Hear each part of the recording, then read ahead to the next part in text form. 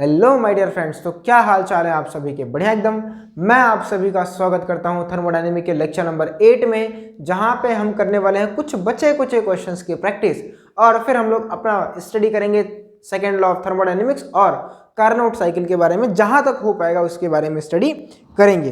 ठीक, चलिए तो हम पहले एक सवाल करते हैं। जो सवाल आपके सामने बोर्ड पे लिखा हुआ है, आपको सवाल पढ़ना है। ऐसे भी प्रॉब्लम्स आते हैं जिन्हें हम लोग ब्लॉक डायग्राम सिस्टम भी बोलते हैं, क्योंकि इन सवाल को हम लोग ब्लॉक बना के सॉल्व करते हैं।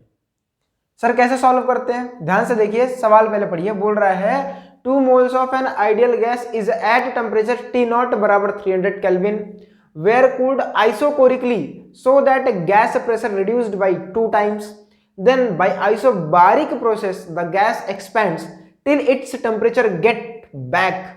टेम्परेचर गेट्स बैक होना चाहिए। ठीक है यार, इतनी अंग्रेजी हमको आने लगी है। Temperature gets back to initial value, find the total heat absorb in this process. ठीक है, हमें एब्जॉर्ब हीट की बात करनी है, टोटल यानी क्यू टोटल की बात करनी है। ठीक, चलिए बड़ा आसान है। सबसे पहले हम लोग गैस का जितना भी स्टेट है उसे एक बॉक्स में लिखेंगे। बोल रहा है कि गैस आपके पास 2 मोल थी, ठीक है। उसका इनिशियल टेम्परेचर T0 था, वेयर कूल्ड आइसोकोरिकली। चलो मान लेते हैं शुरुआत में गैस का प्रेशर P0 था, वॉल्यूम V0 था, टेम्परेचर T0 था। T0 की वैल्यू हमको दे के रखी गई है कि भाई T0 अपना 300 केल्विन है। ठीक, चलो बहुत बढ़िया। अब इसको आपने ठंडा किया, ध्यान से सुनो। अब आप क्या कर रहे हो? इसको कूल कर रहे हो। और कूल कैसे कर रहे हो? आइसोकोरिकली कर रहे हो। आइसोकोरिकली मतलब क्या होता है? वॉल्यूम आप कांस्टेंट रख रहे हो, यानी आप गैस को जब यहां से लेकर यहां तक जा रहे हो तो आपका प्रेशर देखो रिड्यूस हो जा रहा है बाई 2। तो प्रेशर पहले कितना था भाई? P0 था, अब कितना हो गया? P0/2। वॉल्यूम कांस्टेंट ही रहेगा। सर क्यों? क्योंकि आइसोकोरिक प्रोसेस है। अब खुद सोचो, आइडियल गैस है तो आइडियल गैस की इक्वेशन तो फॉलो ही होगी। नंबर ऑफ गैस चेंज नहीं हो रहे हैं तो PV बराबर nRT से आपको पता चल गया होगा कि P प्रोपोर्शनल टू T है। अगर आप इसे आधा करोगे तो टेम्परेचर भी आधा हो जाएगा। तो टेम्परेचर जितना पहले था T0 उसका आधा हो जाएगा। क्लियर?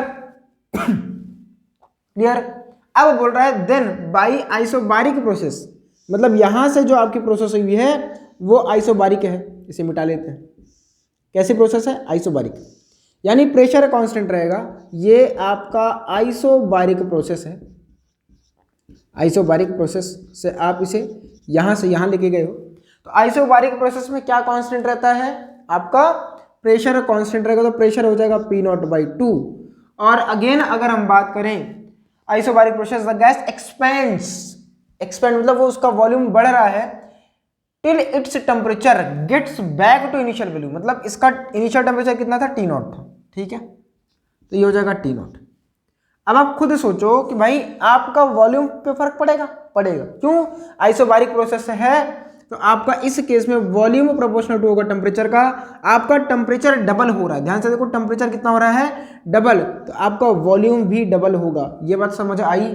टेम्परेचर पहले कितना था? T0/2, बाद में कितना हो रहा है? T0, तो डबल ही तो हुआ ना, तो वॉल्यूम भी तो डबल ही होगा। क्लियर? चलो अब आपसे इन सब प्रोसेस में पूछ रहा है कि बताओ total heat absorbed in this process. अगर आपको दिमाग लगाना है तो आप लगा लो। बड़ा आसान सा सवाल आप बन चुका है कि यहाँ पे आप जो हीट दे रहे होगे गैस को या ले रहे होगे वो किसके बराबर होगा? इस प्रोसेस में आपका आइसोकोरिक प्रोसेस है तो Q जो होगा आपका वो हो जाएगा NCV∆T के बराबर। बोलो क्लियर? क्योंकि आप कांस्टेंट वॉल्यूम पे गैस को हीट दे रहे हो।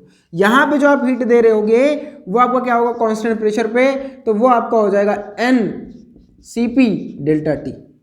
अब टोटल हीट तो भाई दोनों को जोड़ लो, आपको आपका आंसर मिल जाएगा। बताओ क्या आपको बात समझ आई कि भाई टोटल हीट क्या होता है? ये प्लस ये, दैट्स इट, आपका आंसर हो जाता। बताइए क्लियर है? क्लियर? चलो यहां पे कितना हीट दे रहे हो ध्यान से देखो। Q बराबर N, आपको पता है आपका 2 mole of an ideal gas. अच्छा अच्छा अच्छा अच्छा, ठीक है, कोई दिक्कत नहीं है, कोई दिक्कत नहीं है। R तो आपका कैंसिल आउट हो जाएगा। CV की जगह पे हम FR/2 रख देंगे।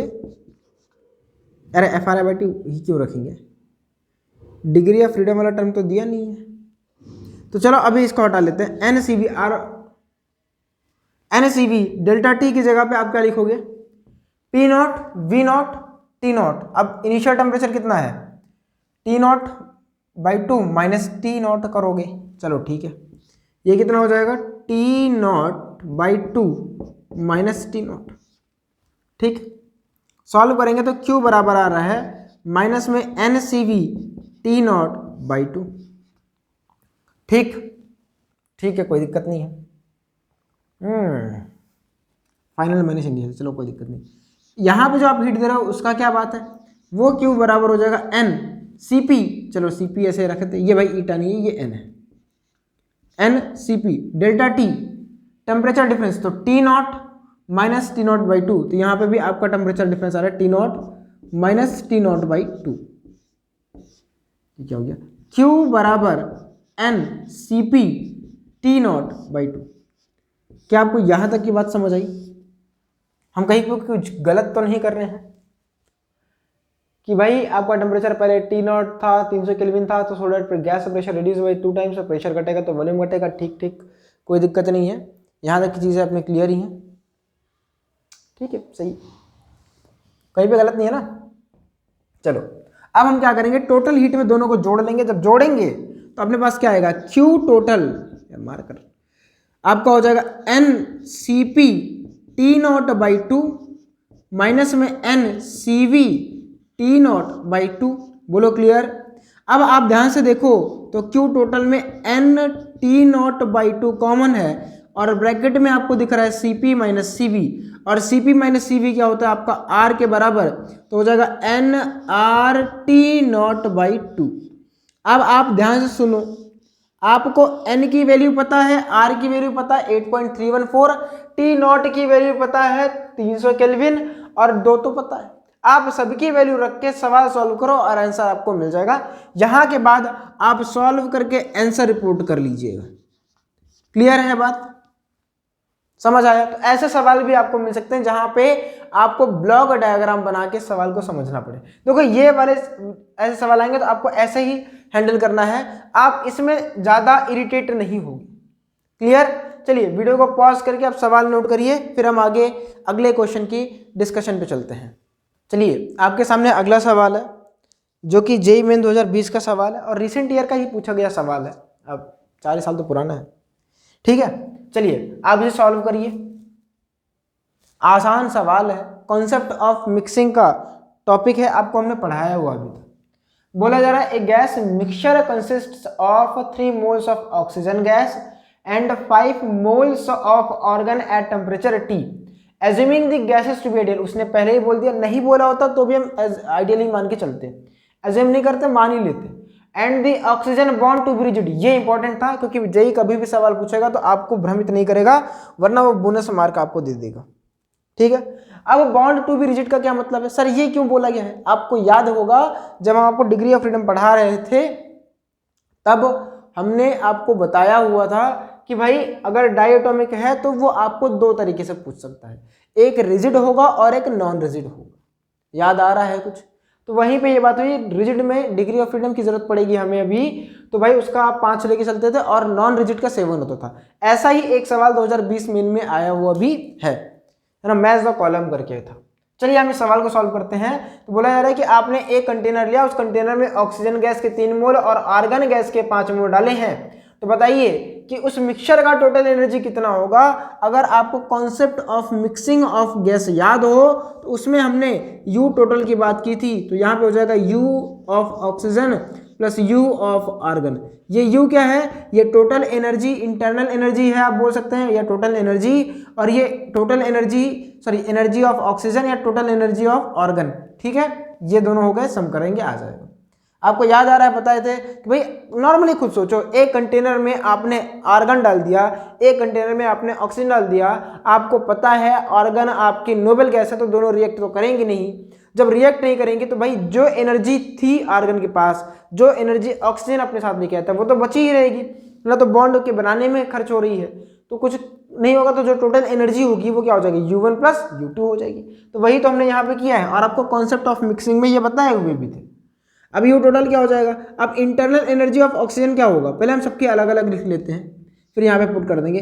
U ऑफ ऑक्सीजन क्या लिखोगे आप, इंटरनल एनर्जी का फॉर्मूला जानते थे NaCV होता है। तो N मतलब number of moles of oxygen जो कि 3 है, आपको CV यानी FR/2 याद आ रहा होगा इंटू T, और ऑक्सीजन गैस के लिए डिग्री ऑफ फ्रीडम हम 5 लेंगे तो हो जाएगा 15। इसे एक स्टेप और बढ़ा लेते हैं तो 3 × 5R/2 इंटू T सॉल्व करेंगे तो हो जाएगा 15RT/2। क्लियर।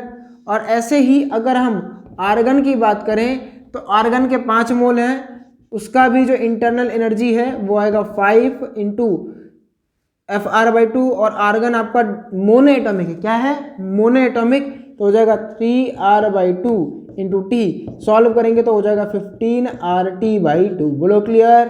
अब दोनों के यहाँ पे जोड़ेंगे आपको मिल रहा है 15RT प्लस 15RT/2, और जब सॉल्व करके आएंगे तो आपका आंसर 15RT ही आएगा। ये आपका फाइनल आंसर रहा। तो आपका ये वाला टिक हो जाएगा। सर ये पहले से टिक क्यों है, वीडियो पॉज हो गया था बेटा, है ना। तो ये आपका RT हो जाएगा। तो RT यहाँ पे देखो इन यूनिट्स ऑफ RT आ रहा है कि नहीं आ रहा है, आ रहा है कि नहीं आ रहा है, आ रहा है ना, कि भाई इन यूनिट्स ऑफ RT, आप यही तो लिख रहे हो। RT हटा दो भाई, यहाँ पे 15 RT क्या है, यूनिट है, तो आपका आंसर 15 नहीं दिया है। क्लियर। चलिए आप इसको नोट करिए, फिर हम आगे बात करते हैं अगले क्वेश्चंस की। वो आपको मैच द कॉलम दे दूं, फिर हम अपना सेकंड लॉ ऑफ थर्मोडायनेमिक्स की बात करते हैं। ठीक है, तो वीडियो को पॉज करके इसे नोट करिए। चलिए हम अगले सवाल की बात करते हैं। ये सवाल मतलब मैंने पूरा नहीं लिखा है, समझ लीजिए मॉलिक्यूल मैच द कॉलम ही है, ऊपर लिखा था ये सब वो मैं हटा दिया है ना, जो मलबा था। बोला जा रहा है कि मॉलिक्यूल टाइप इधर है आपके पास, और इनका CP/CV यानी गामा जिसे हम बोलते हैं एडियाबेटिक कांस्टेंट, वो यहाँ पे दिया हुआ है, आपको मैच करना है। तो मैं ऑप्शन वगैरह नहीं लेके आया हूँ, सीधे आपको सिखाई देता हूँ। एक सवाल था, ठीक है, मोनोएटॉमिक का CV क्या होता है, CP क्या होता है, वो करना है। डायएटॉमिक का, ट्राई एटॉमिक का, और डायएटॉमिक नॉन रिजिड का। ठीक, चलिए हम पहले मोनोएटॉमिक की बात करते हैं। तो भाई मोनोएटॉमिक का जो डिग्री ऑफ फ्रीडम था वो 3 था, तो उसका जो CP था वो आपका हो जाएगा 1 + F/2, यही तो था। तो यहाँ पे आपका आ रहा है 5/2, और आपका जो CV था वो आपका था 3/2। तो जब आप गामा निकालोगे तो आपको याद होगा कितना आएगा इसका, 5/3। क्लियर। तो यानी पहले का, यानी अगर यहाँ पे हम आंसर लिखें तो A का जो मैच है वो 4 के साथ है, कॉमा। अगर डायएटॉमिक रिजिड की बात करें, अब ध्यान से सुनो, मैं अगले की बात कर रहा हूँ डायएटॉमिक रिजिड, मैं इन सबको मिटा के लिखूंगा। डायएटॉमिक रिजिड की अगर बात किया जाए तो डायएटॉमिक रिजिड का अभी हमने बात किया, डिग्री ऑफ फ्रीडम 5 होगा, तो इसका यहाँ पे आप लिखेंगे 7/2, और ये हो जाएगा 1 + F/2 इंटू R होता था ना, चलो R होता था, गलती हो गई है, चलो R, ठीक है, ये हो जाता है इंटू R, ये हो जाता था इंटू R, हो जाएगा 7/2 इंटू R। तो यहाँ पे हो जाएगा 5R/2, और जब सॉल्व करेंगे तो आपका आएगा 7/5। 7/5 ऑप्शन नंबर 1। तो B का क्या हो जाएगा, ऑप्शन नंबर 1 हो जाएगा। ठीक है, ऑप्शन नंबर 1। अब C की बात करें डायएटॉमिक नॉन रिजिड की, तो डायएटॉमिक नॉन रिजिड का हमने जो पढ़ा है या मैंने आपको जो सिखाया है वो आपको क्या था, ये था 7। तो यहाँ पे हो जाएगा 1 + F/2 यानी हो जाएगा 9/2 R। अब काफ़ी बच्चों ने इसमें सॉल्व भी कर लिया होगा। ये हो जाता है आपका 7R/2, और जब सॉल्व करेंगे तो आपका आता है 9/7। तो 9/7 हाँ है, तो C का आपका हो जाएगा दूसरा। और अगर D की बात करें तो बच्चा सिर्फ एक है, तो D का आपका चौथा हो जाता है। ट्राई एटम, एक मिनट रुको, चौथा नहीं, तीसरा। अगर आप करना चाहो तो कर सकते हो कि भाई ट्राई एटॉमिक का कितना होता है, और सेम तरीके से CP बराबर आप निकाल दो 1 + F/2 इंटू R, और यहाँ से आपका CV भी आपका निकल जाएगा, कितना हो जाएगा आपका FR/2, है ना, FR/2। ठीक है, तो ये आप समझ लीजिए, आप कर लेंगे। अब भाई बच्चा तो सिर्फ एक ही है तो वो भी हो जाएगा। क्लियर। ऐसे आप ऑप्शन वाइज भी कर सकते। तो ये सवाल आया हुआ भी था, और इस सवाल में उसने यहाँ पे नॉन रिजिड पूछा हुआ था, ऐसे कई बार उसने नॉन रिजिड करके पूछा है जेईई ने। ठीक है, चलिए आप वीडियो को पॉज करके इसको नोट कर लीजिए, फिर हम आगे सेकेंड लॉ ऑफ थर्मोडायनेमिक्स की बात करते हैं। चलिए हम लोग बात करते हैं सेकेंड लॉ ऑफ थर्मोडायनेमिक्स के बारे में। थोड़ा सा ब्राइटनेस कम है, रीजन भी मेरा मार्कर खराब हो गया है। हम दूसरे मार्कर सब लिखना शुरू कर दिए हैं। अब भाई रात में कहाँ से नया मार्कर लेके आएंगे। अब इसको भाई देखो, ये नया नया दिख रहा होगा, देखो अभी नया खरीदे थे, अब ये ऐसी हरकतें करेगा तो हम क्या कर सकते बताओ। नया नया खरीदे थे, देखो अब इसका ये भी नहीं मिटा है। देखो पुराना वाला, यहाँ पे देखो पुराना वाला भाई साहब इतना बढ़िया काम कर रहा है। अब इन्हीं से काम चलाएंगे, इनको पिला पिला के हम थक गए। तो मैनेज करिए आप भी, हम भी मैनेज ही कर रहे हैं। तो देखो यहाँ पे 2 स्टेटमेंट लिखे हैं, मैं लिख के नहीं, मतलब मैंने लिखा हुआ है पहले से ही। आपको हूबहू कॉपी में अपने इसे नोट करना है और आपको चीज़ों को समझते हुए चलना है कि ये 2 लॉस क्या कह रहे हैं। हालांकि इसके 2 स्टेटमेंट्स हैं, एक और दोनों स्टेटमेंट्स अलग अलग चीज़ों को बता रहे हैं और कंबाइन होकर एक ही चीज़ को बताते हैं। क्या बात कर रहा हूँ। हाँ देखो, अगर आप सेकेंड लॉ ऑफ थर्मोडायनेमिक्स की बात करो और केल्विन प्लैंक और क्लासियस स्टेटमेंट 2 हैं अपने पास। पहला स्टेटमेंट ये बोला जा रहा है कि नो प्रोसेस इज पॉसिबल। चलो आप लिख लीजिएगा, मैं बता रहा हूँ। पहले आप नीचे वालों को समझो। बोला जा रहा है कि ऐसी आप कोई भी प्रोसेस नहीं पॉसिबल है। ध्यान सुनिएगा, आपने अभी पढ़ा, आप देखो थर्मल फिजिक्स बहुत दिन से पढ़ते आ रहे हो और आपने ये चीज़ सीख ली है नॉर्मली कि आप जो हीट है वो कोल्डर ऑब्जेक्ट से हॉटर ऑब्जेक्ट तक नहीं दे सकते, मतलब ऑटोमेटिकली नहीं फ्लो करता। आपने ये सीखा कि हीट का फ्लो हमेशा हॉट बॉडी से कोल्ड बॉडी की तरफ होता है। सर आपने तो रेडिएशन में कुछ और बताया था, रेडिएशन अलग है। यहाँ पे जो मैं बोल रहा हूँ वो सुनो कि नॉर्मली हीट का फ्लो कहाँ से कहाँ तक होता है, हॉट बॉडी से कोल्ड बॉडी की तरफ। ठीक है, हमने मान लिया। अब आपसे मैं बोलूँ उल्टा काम कराओ। देखो तुम नॉर्मली पानी का एग्जांपल लो, पानी कहाँ से कहाँ जाता है, ऊपर से नीचे, हाई से लो। मैं बोलूँ पानी को लो से हाई लेके जाओ, पॉसिबल है? हाँ सर पॉसिबल है, हम बाल्टी में भरेंगे, उठा के ले जाकर रख देंगे। हाँ, अपने आप पॉसिबल नहीं है। अपने आप पानी नीचे से ऊपर चला जाए तो भाई पॉसिबल नहीं है। अगर हो रहा तो वहां से कट लेना, समझ लेना। ठीक है, सेम चीज यहां पे बोली क्लॉसियस ने, बोला कि नो प्रोसेस इज पॉसिबल। कोई ऐसी प्रोसेस पॉसिबल ही नहीं है जिसमें आप हीट को कोल्डर ऑब्जेक्ट से हॉटर ऑब्जेक्ट तक लेके जाओ बिना सिस्टम पे काम किए हुए। तो ये इन्होंने बोला कि आपको अगर कोल्ड ऑब्जेक्ट से हॉट ऑब्जेक्ट को हीट देनी है तो आपको काम करना पड़ेगा। पहले ये चीज हो गया। अब जब आप काम करेंगे भाई साहब, आप कुछ आउटपुट, देखो हम मशीन बना रहे हैं, तो आप अगर आउटपुट इनपुट दे रहे हो तो आपको आउटपुट भी तो चाहिए होगा। तो पहला स्टेटमेंट बोल रहा है केल्विन प्लैंक का कि आपने नो प्रोसेस इज पॉसिबल, मतलब आप जो वर्क कर रहे हो उसका कंप्लीट कन्वर्जन ऑफ हीट नहीं पॉसिबल है। आप 100% एफिशिएंट इंजन नहीं बना सकते हैं। एफिशिएंसी क्या होती है आपको बता चुके हैं कि भाई वर्क डन अपॉन में क्यू एब्जॉर्ब, या नॉर्मली समझो कि कितना काम किया। अब आपके घरों में ढेर सारे अप्लायंसेस होते हैं, वो जितनी एनर्जी लेते हैं उतना काम नहीं करते, उसे थोड़ा सा कम करते हैं। अगर आपने 100 जूल की एनर्जी उसको दी तो वो 100 जूल कितना काम नहीं करेगा, वो 100 जूल से कम का काम करेगा। यही चीज पहला लॉ बोल रहा है, यानी पहला स्टेटमेंट बोल रहा है। सेकेंड लॉ में 2 स्टेटमेंट है, दोनों को आपको याद करना है, एग्जाम में पूछा जा सकता है। दोनों लॉ में क्लॉसियस का स्टेटमेंट क्या बता रहा है कि आप कोई भी ऐसी प्रोसेस है जहां पे आप कोल्ड ऑब्जेक्ट से हॉट ऑब्जेक्ट की तरफ हीट का फ्लो करा रहे हो बिना वर्क डन के, वो चीज पॉसिबल नहीं है। और पहला स्टेटमेंट जो आपका केल्विन प्लैंक का है वो ये बता रहा है कि भाई 100% एफिशिएंट इंजन बनाना पॉसिबल नहीं है। मतलब इसको आप एक लाइन में ये भी लिखा जा सकता है और करके लिखा जा सकता है, लेकिन ये बुक में लिखा था तो हमने लिखे चले आए। क्लियर है बात? अब भाई देखो इसका बहुत इंपॉर्टेंट है ना, बहुत ज़्यादा इंपॉर्टेंस है। आपने जितनी चीज़ें पढ़ी, जब आप आगे पढ़ते हो, अगर आप फिजिक्स पढ़ते हो तो ये एक स्टैटिस्टिकल फिजिक्स आता है, वहाँ पे ढेर सारे काम आते हैं इनके, है ना। चलिए आप इसको नोट करिए, फिर हम बात करते हैं कार्नोट साइकिल की। नोट कर लीजिए, हो गया नोट। चलिए हम बात करते हैं कार्नोट साइकिल के बारे में और उसकी एफिशिएंसी के बारे में। अब जो कार्नोट साइकिल है वो इन्हीं कहीं प्रिंसिपल पे बेस्ड है। ठीक, चलो इंपॉर्टेंट है कार्नोट साइकिल आपके बोर्ड्स के लिए, भाई लॉन्ग आंसर में पूछा जाता है। इसका डेरिवेशन आता है, वो आपके लॉन्ग आंसर में पूछा जाता है, तो आप ध्यान से इसके डेरिवेशन को समझिएगा। अब कॉपी पेन लेके, मतलब कॉपी में आप हेडिंग डालिए Carnot cycle and efficiency, Carnot cycle and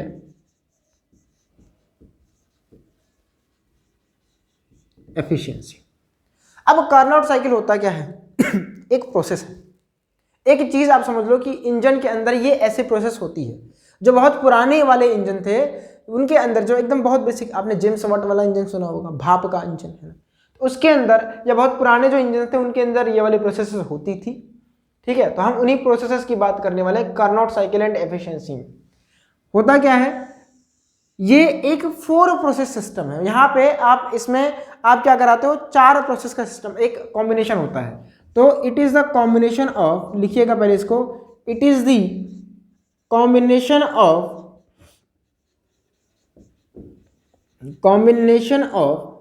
4 processes, for me 4, it is a combination of 4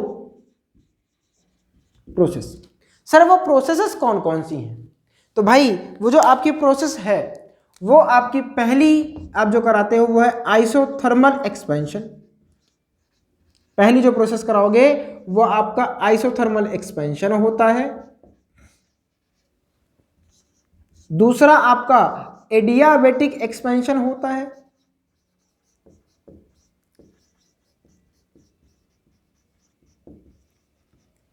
तीसरा आपका आइसोथर्मल हो गया, एडियाबेटिक हो गया, और आपका यहां पे आता है आइसोथर्मल कंप्रेशन, आइसोथर्मल कंप्रेशन,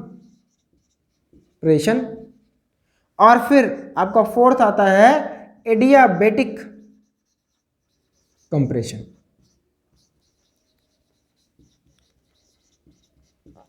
ये इन 4 प्रोसेसेस का एक कॉम्बिनेशन है। क्या है? इन चारों प्रोसेस का एक कॉम्बिनेशन।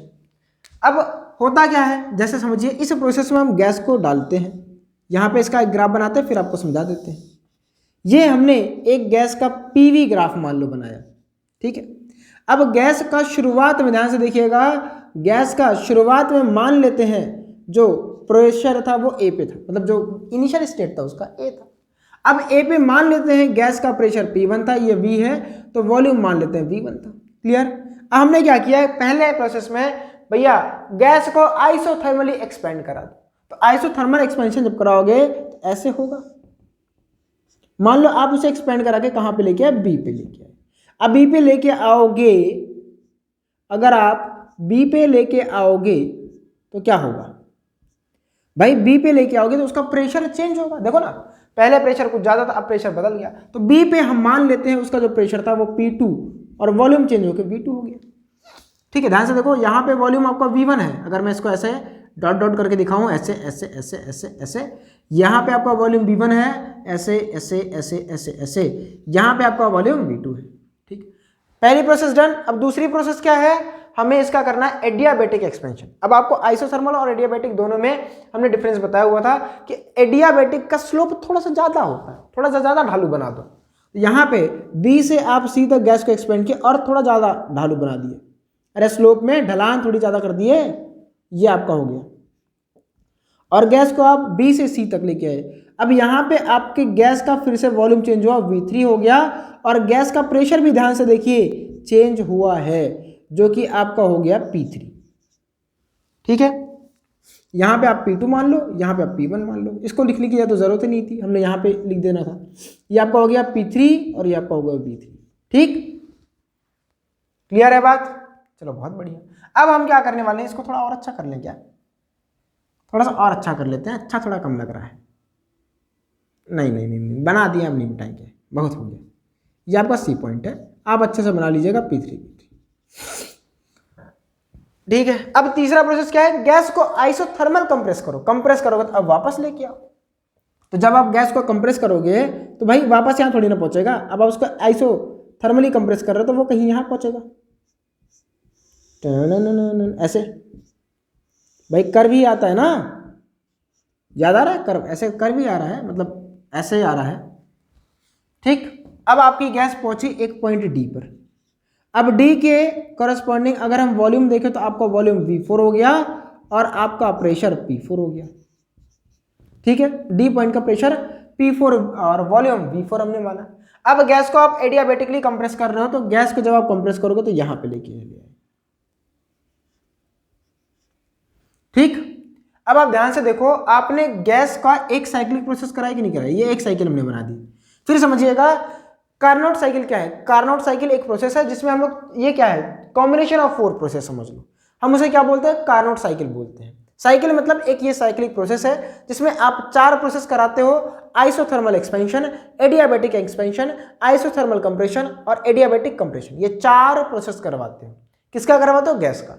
हमने पहले प्रोसेस में क्या किया, गैस का आइसोथर्मल एक्सपेंशन कराया, दूसरे में एडियाबैटिक एक्सपेंशन, तीसरे में आइसोथर्मल कंप्रेशन और चौथे में एडियाबैटिक कंप्रेशन कराया। ठीक है, अब आप ध्यान से देखो, गैस को हमने यहां से इस स्टेट से यहां घुमा के वापस उसी स्टेट में लाया, और जब उसको लेके आया तो हमने बोला कि हमने तो गैस से काम करा लिया। देखो, क्या हमने गैस से काम कराया, बोलो भाई, हमने तो करा लिया गैस से काम। समझे कि हमने गैस से काम करा लिया, समझे कि नहीं समझे। गैस निर्जीव प्राणी, हमने उससे काम करा लिया, उसको भी शांति से नहीं बैठने दे रहे। इंसान को गाली देना बेकार है, इंजीनियर्स को दो जो तुम बनने वाले हो। कि इंजीनियर्स ना हमारे खान साहब बोले थे, एक वीडियो हमने देखा था, उन्होंने बोला कि इंजीनियर भाई ये सबसे अशांत प्राणी है ना, वो उसको हरदम चुल्लू मची रहती है, कुछ ना कुछ करता रहता है। हमने आसपास ढेर सारी चीज़ों को ऑब्जर्व कर लिया। देखो आप खुद सोचो, टीवी बनाई बहुत पुरानी, उनको चुल्लू मची, भाई इसमें मजा नहीं आ रहा, हम ब्लैक एंड व्हाइट में मजा नहीं आ रहा, चल एक काम करते हैं, इसको क्या करते हैं, हाँ उन्होंने कलर बनाई, कलर बना तो इतना बड़ा पीछे डब्बा बन गया, उनको उसमें भी मजा नहीं आया है ना। इंजीनियर्स को उन्होंने हम पतला कर देंगे, उसको पतला भी कर दिया। सेम चीज समझो, उनको मतलब भाई हमेशा चुल्लू मची रहती है, और हमें उनको थैंक यू बोलना चाहिए इंजीनियर्स को, ठीक है, कि उनकी वजह से आज चीजें पॉसिबल है। चलो ध्यान दो, इधर इधर इधर, गैस को भी शांति से नहीं बैठने दिया, देख रहे हो। तो हमने क्या करा लिया, गैस से काम करा लिया। अब यही आपकी कार्नोट साइकिल कहलाती है। क्या कहलाती है, कार्नोट साइकिल कहलाती है। अगर हम आपसे बात करें कि इस कार्नोट साइकिल में आपकी गैस ने कितना काम किया, तो आपको साइकिल का वर्कडन लिखना सिखाए थे। वर्कडन टोटल बराबर हो जाएगा WAB WBC plus WCA plus WDA। बोलिए भाई, समझ आया। ये एक साइकिल का वर्कडन है, क्या है ये, वर्कडन बाई गैस। भाई ऐसे तो ढेर सारी साइकिल होंगी ना, मतलब एक बार यहां लाए फिर उसको वापस समझेंगे ऐसे हुच्चू हुच्चू, ये तो करोगे आप। देखो जितनी भी गाड़ी चल रही है भाई, एक बार आप गाड़ी को चालू किया तो उसके अंदर प्रोसेस शुरू हो जाती है। अब वही प्रोसेस बार बार होती रहती है। गैस एक्सपेंड करेगी, कंप्रेस करेगी, एक्सपेंड करेगी, कंप्रेस करेगी, एक्सपेंड करेगी, कंप्रेस करेगी, और आपको काम करके दे देती है। क्लियर है बात। जितने भी आपके इंजन है अब बेसिकली इन्हीं प्रिंसिपल्स पे काम करते हैं, कितने भी आप समझ लो। तो ये क्या है, work done in one cycle है, work done in one cycle by gas. अब आपको सबका अलग अलग वर्क डन लिखना सिखाया गया है। ए बी कौन सा प्रोसेस है, आइसोथर्मल है, तो वहां पे आपको उसका वर्क डन का फॉर्मूला लिखना है। एडियाबैटिक एक्सपेंशन उसका आपको फॉर्मूला लिखना है। अब देखो कुछ चीजें हम मान लेते हैं कि जैसे कि जो आपका ए बी है, ए से बी तक जो प्रोसेस है, इसमें टेम्परेचर हम T1 मान लेंगे कि भाई ए से बी तक टेम्परेचर नहीं चेंज हो रहा है। यानी अगर हम यहाँ पे लिखें तो भाई ए से बी में P1 V1 T1 रहेगा, और यहाँ की अगर बात करें तो ये आपका हो जाएगा P2 V2 T1। लेकिन ए से बी जाओगे तो आपका टेम्परेचर बदल जाएगा, तो यहाँ पे आप लिखोगे P3 V3 T3। Clear, T3 नहीं T2, क्या बोलेंगे, T2 बोलेंगे। और यहां से यहां तक आपका आइसोथर्मल है, तो देखो डी पॉइंट में जगह नहीं है, चलो मिटाई के अच्छा लिख लेते हैं भाई। अगर डी पॉइंट की बात करें, इन सबको मिटा के ये रहा डी पॉइंट, तो डी पॉइंट पे प्रेशर कितना है P4, वॉल्यूम कितना है V4, और टेम्परेचर कितना है T2 है। ठीक है, सबको मिटा दिया, सबको हटा दो, हटाओ साला। क्लियर, ठीक। अब हमको क्या करना है, सबका वर्क डन लिखना है। अब लिख लेते हैं। अब आपको कुछ चीजें पता होंगी बेसिक कि ये एडियाबैटिक है, तो यहाँ पे हीट का एक्सचेंज 0 होगा, यहाँ पे भी हीट का एक्सचेंज 0 होगा, डेल्टा क्यू बराबर 0, क्योंकि एडियाबैटिक है ना, और एडियाबैटिक तो ऐसे ही होता है। क्लियर, चलिए अब हम क्या करते हैं, सबका वर्क डन लिखते हैं। आप पहले इतना नोट कर लो, पहले तो वीडियो को पॉज करके आप इतना नोट कर लीजिए, और कोई डाउट हो तो आप एक बार रिवाइज करके देख भी लीजिए। चलिए हम सबका वर्क डन देखते हैं। तो यहाँ पे अगर वर्कडन की बात की जाए तो W टोटल क्या होता है, WAB plus WBC plus WCA plus WdA। अब क्या करेंगे, सबका अलग अलग वर्गीकरण निकालेंगे। अब मैं ये फिगर नहीं मिटा सकता, मेरी मजबूरी है, क्योंकि मुझे इस फिगर का बार बार काम लगेगा। तो AB आपका क्या है, अब आप कॉपी में लिखिएगा, AB आपका आइसोथर्मल प्रोसेस है। और आपको आइसोथर्मल एक्सपेंशन या आइसोथर्मल प्रोसेस का वर्क डन लिखना सिखाया जा चुका है। क्या होगा, WAB बराबर nRT1 2.303 नहीं लिखे थे, लिख लो nRT1। यहाँ पे होता था log, फिर आता था V2/V1, सेम चीज। चलो बहुत बढ़िया, हमें समझ आ गया, अरे यही तो था। हाँ, अगर हम बात करें आपके BC की, तो BC वाला जो प्रोसेस है वो आपका एडियाबेटिक है। और आपको ये भी याद होगा कि यहाँ पे हम लोग प्लस माइनस नहीं यूज करते थे, डेरिवेशन में ही सिखाए थे। आपका जब आप डेटा यहाँ पुट करोगे तो निकल के आता प्लस और माइनस के साथ, तो हमें पुट करने की जरूरत नहीं पड़ती। एडियाबेटिक प्रोसेस है, तो एडियाबेटिक का वर्गडन आपको याद होगा, हमने सिखाया था। अरे नहीं याद हो तो भाई बता दे रहे हैं, पीछे कॉपी पलट के या तो देख ही लो। जब आपको एडियाबेटिक बताया था उसमें बोले थे first law of thermodynamics delta U बराबर क्या होता, अरे डेल्टा Q बराबर क्या होता है, डेल्टा U प्लस W होता है ना जी। तो ये डेल्टा Q जीरो करते हैं, तो आपको पता था W बराबर माइनस में डेल्टा U आ रहा था।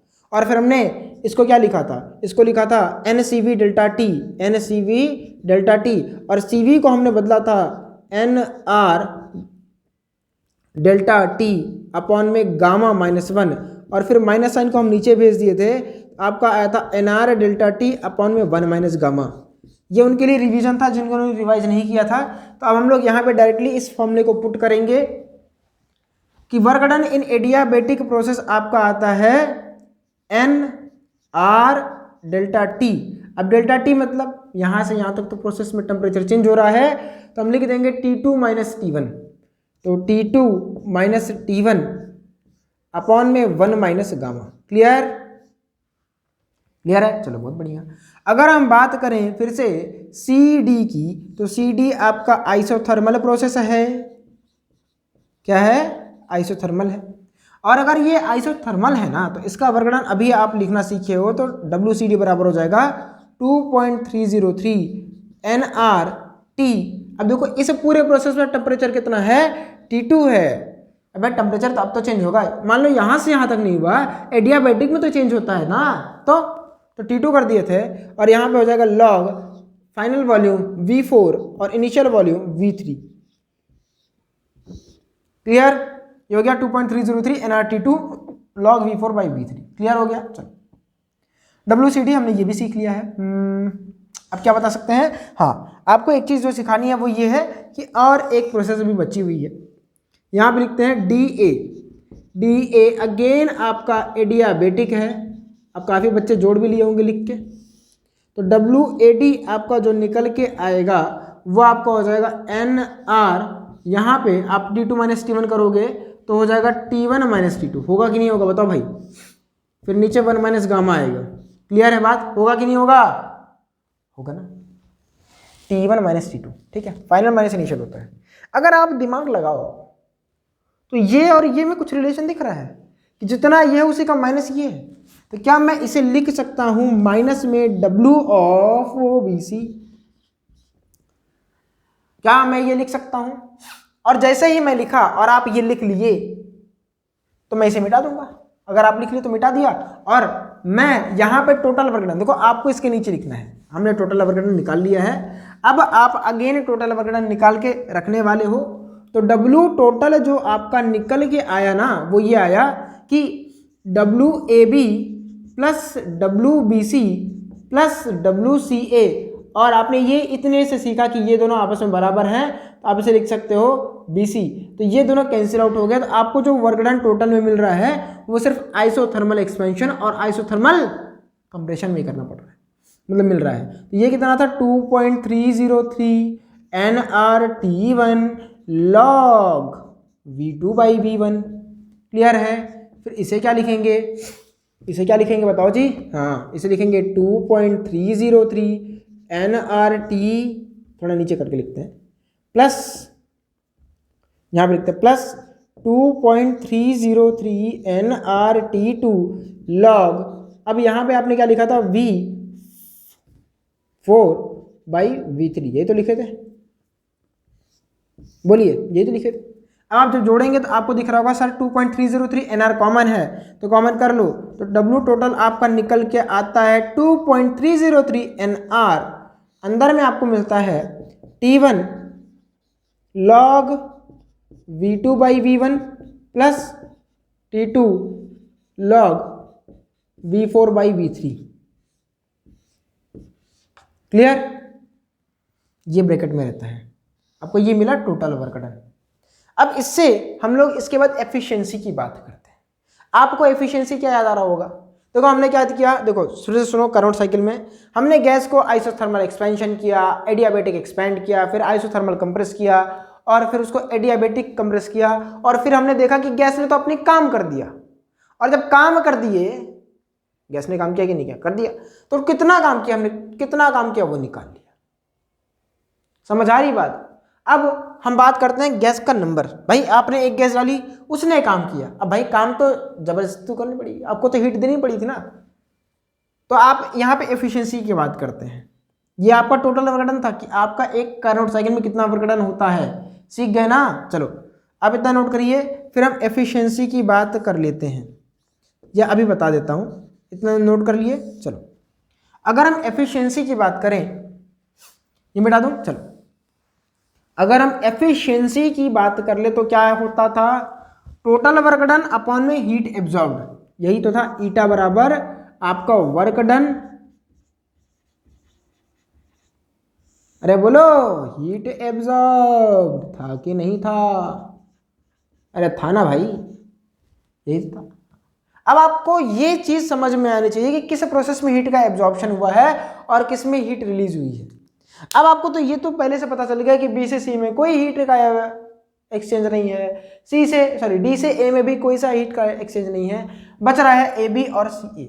आपको ऐसा ही एक सवाल कराए थे जब आपको साइन बताए थे, याद आ रहा है कुछ, वो सब इसीलिए था कि आगे आपको सीखना है, तो वो दिखाते हैं। ए से बी में अगर आप सोचो तो ए से बी में आप यहाँ पे लगाओगे डेल्टा क्यू बराबर डेल्टा यू प्लस डब्लू, होगा कि नहीं होगा। आइसोथर्मल प्रोसेस है तो ये तो जीरो हो जाएगा ना, तो डेल्टा क्यू बराबर क्या आएगा, डब्लू। अब आपका डेल्टा क्यू का जो साइन है वो डब्लू के ऊपर डिपेंड कर रहा है। डेल्टा क्यू का साइन किस पे डिपेंड कर रहा है, डब्लू पे।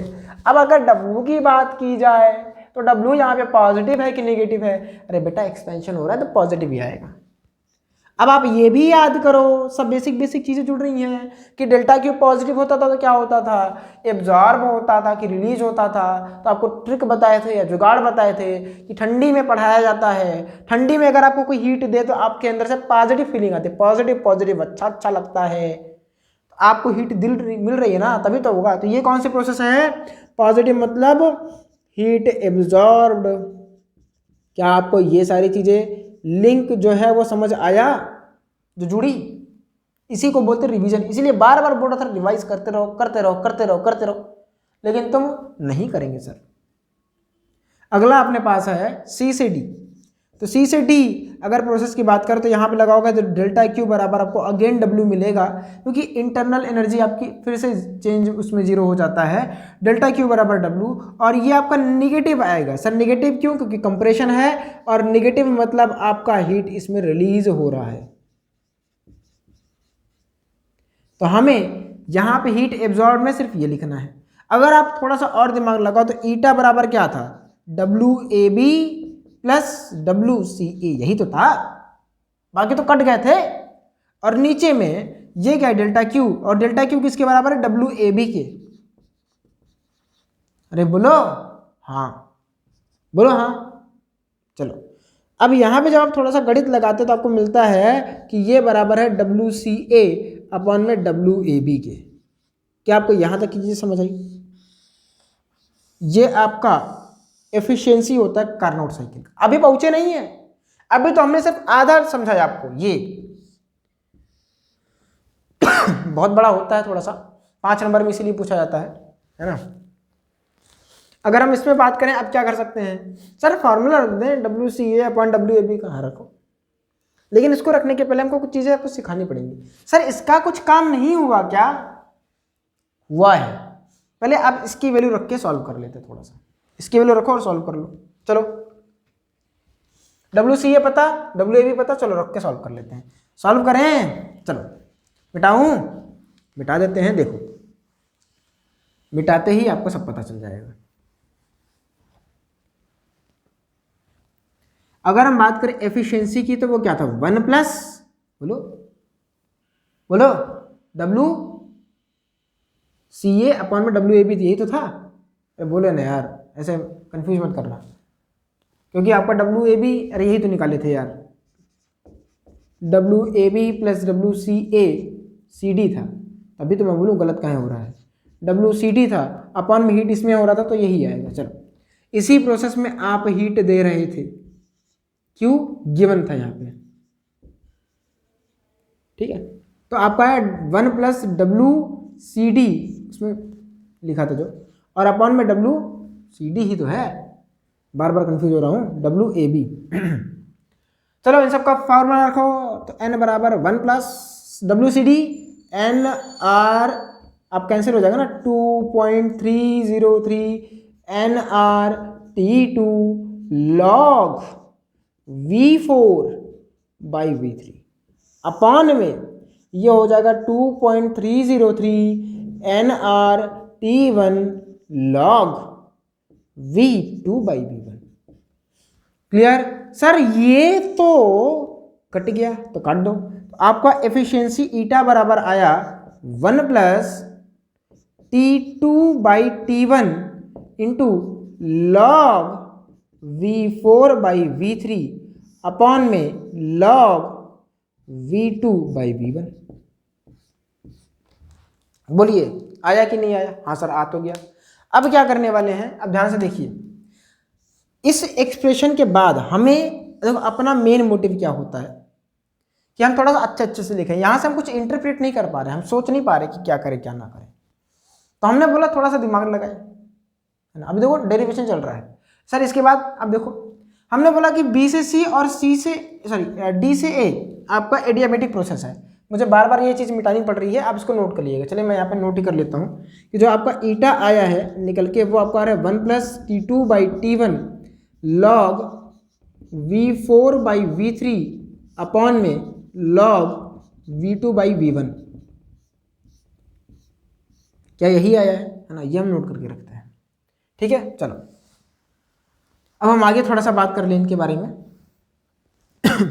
देखिए आप खुद बताओ, जो आपका BC प्रोसेस है और जो आपका AD प्रोसेस है, BC आपका एडियाबेटिक है, मान रहा हूँ, और एडियाबेटिक प्रोसेस में आप खुद, चलो लिख देता हूँ यार, BC आपका एडियाबेटिक प्रोसेस अगर है तो यहाँ पे एडियाबेटिक के जितने भी टर्म्स आपने पढ़े वो सब लागू होंगे। और इसमें आपने पढ़ा है TV की पावर गामा -1, क्या यही पढ़ा था? अरे PV की पावर गामा बराबर कांस्टेंट पढ़ा था कि नहीं पढ़ा था? तो उसको हमने सॉल्व करके TV की पावर गामा -1 भी लाया था, और ये कांस्टेंट होता था। अब B पे आप B पे और C पे लगा दो, तो यहाँ पे हो जाएगा T1। B पे देखा जाए तो T1 V2 की पावर गामा -1 बराबर होगा T, देखो यहाँ पे T2 V3 की पावर गामा -1। क्या बात समझ आई? क्या आपको बात क्लियर हुई? बोलिए। चलो बहुत बढ़िया।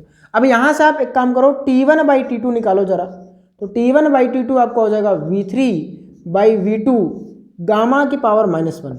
अरे थोड़ा सब्र कर ले भाई, बहुत रहे डेरिवेशन कर रहे। और अगर आप D से A की बात करो तो वो भी आपका एडियाबेटिक है, वहां भी आप TV बराबर कांस्टेंट लगाओगे, तो वहां भी आप ये सॉल्व करो तो आपको मिल रहा है यहाँ का, देखो D पे T2 V4 की पावर गामा -1 और बराबर A पे T1 V1 की पावर गामा -1 मिल रहा है कि नहीं मिल रहा है? जहां पे आप जरा T1 बाई T2 सॉल्व करो आपको मिलेगा V4 बाई V1 की पावर गामा -1। क्या आपको ये चीज दिख रही है? बोलिए। यहां से यहां, यहां से यहां, यहां से यहां, दिख गया? बोलिए भाई दिख गया? अब मैं इसको मिटा सकता हूं, अब मैं मिटा सकता हूं, इतना समझाने और सिखाने के बाद मिटा सकता हूं। इन्हीं सब चीज़ों की वजह से था कि आप सारी चीज़ें इस ग्राफ से देख लो, आपको सब चीज़ें समझ आ जाएंगी।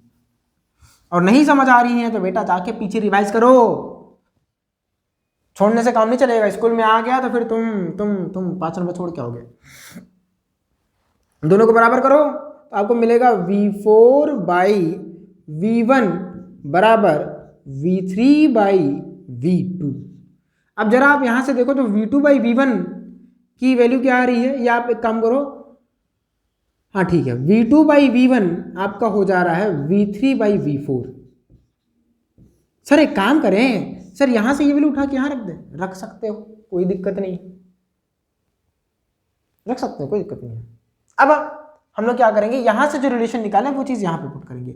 लेकिन देखो ध्यान से ये चीज समझिएगा, यहां तक अगर सीखे हैं तो आप समझिए, n+ ये चीजें आगे हम ये कैंसिल कर देंगे। कैसे, ध्यान से देखिए, लॉग की एक प्रॉपर्टी होती है कि अगर log 1/x है तो आप उसे क्या लिखते हो, log x की पावर -1, और वो बराबर होता है माइनस में log x के।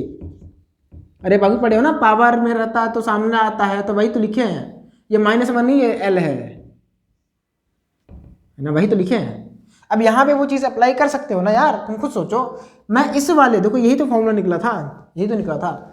मैं इसमें देखो, आपको अगर दिमाग हो तो आपको समझ आ जाएगा, V4/V3 जो है वो रेसिप्रोकल है, उल्टा है किसका, V3/V4 का। यानी मैं V4/V3 को, ध्यान से सुनो, V4/V3 को मैं लिख सकता हूं V3/V4 की पावर -1। बोलो हाँ कि ना। अगर इतना गणित आता तो आप समझ लो कि ये डेरिवेशन कर लेंगे। अरे भाई V4/V3 को हम V3/V4 की पावर -1 लिख सकते हैं, लिख दिए, लिखो।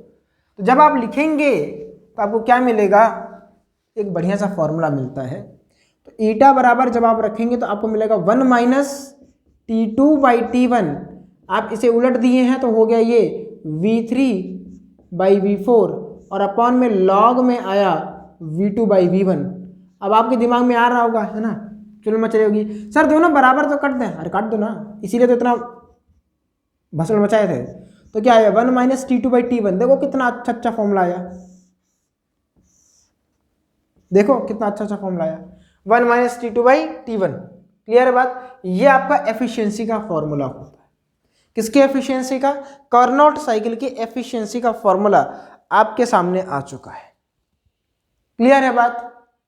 अब देखो, ये एफिशिएंसी के फॉर्मूले के बाद जो भी बातें हैं, जो इसकी समरी वगैरह है, जो भी इसका इंटरप्रिटेशन है, जो चीज़ आपको सीखनी है वो आप सीख लीजिएगा। ये आपका डेरिवेशन था कार्नोट साइकिल का। अब जो नेक्स्ट लेक्चर है वहां पे हम इसके बारे में डिटेल्ड स्टडी करेंगे कि कार्नोट साइकिल में क्या होगा। फिर हम हीट इंजन की बात करेंगे, फिर रेफ्रिजरेटर की बात करेंगे, और फिर इसके ऊपर जो क्वेश्चन है वो कर लेंगे। फिर जो अपना बचा हुआ पोर्शन है वो एक और लेक्चर में कंप्लीट कर लेंगे। मतलब इसके अभी 2 लेक्चर लगेंगे, और उसके बाद हम लोग अपना थर्मोडायनेमिक्स रैप अप करके एसएचएम शुरू कर देंगे। आप समझिए कि ये एक डेरिवेशन था। हमने शुरुआत कहाँ से की, वर्गड़न निकाला, प्रोसेस समझी हमने, फिर ईटा निकाला। ईटा निकालने में जितनी भी फसड़ की आप कॉपी में देखोगे तो आपको मिलेगा। एक बार रिवाइज करिएगा, इंपॉर्टेंट होता है, सवालों को करने में और आपको ज़्यादा मदद मिलेगी। ठीक है, अभी हमको एक सवाल कराएंगे एफिशिएंसी वाला, जब जो कि आया हुआ सवाल है तो आपको और ज़्यादा अच्छा लगेगा। क्लियर। चलिए फिर आज के लिए बस इतना ही रखते हैं, मिलते हैं नेक्स्ट लेक्चर में। तब तक के लिए पढ़ते रहिए। All the very best, bye bye, bye bye.